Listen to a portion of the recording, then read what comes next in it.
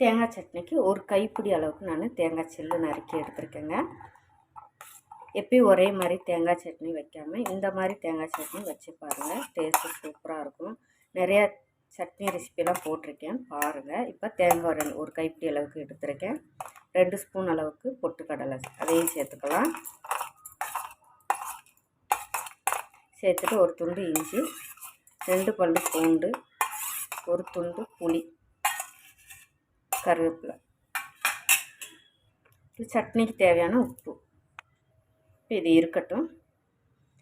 இப்போ இதில் ஒரு ஃபேன் வச்சுட்டு இப்போ இதில் 1 டீஸ்பூன் அளவுக்கு மிளகாய் பொடி எடுத்துருக்கேன். நீங்கள் உங்களுடைய காரத்துக்கு தக்கன நீங்கள் சேர்த்துக்கோங்க.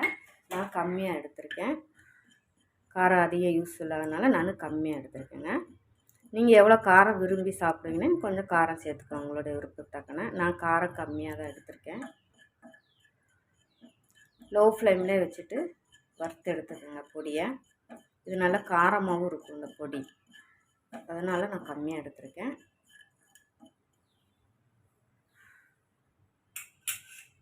ஸ்டவ் ஆஃப் பண்ணிக்கலாம். இப்போ நம்ம இதில் தேங்காயெல்லாம் சேர்த்துக்கலாம்.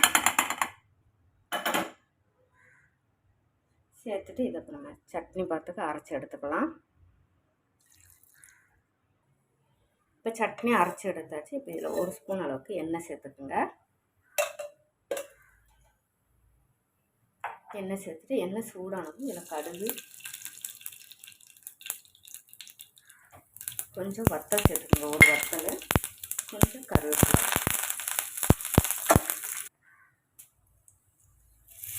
அவ்வளோதாங்க, அருமையான சட்னி ரெடி ஆகிடுச்சுங்க.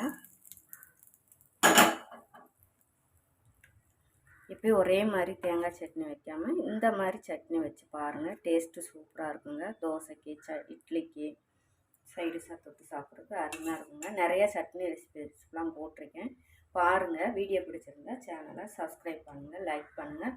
மற்றவங்க பார்க்கணும் விருப்பப்பட்டால் ஷேர் பண்ணி விடுங்க. மறக்காமல் டேஸ்ட்டு புக்கை சப்ஸ்கிரைப் பண்ணுங்கள். தேங்க்யூ.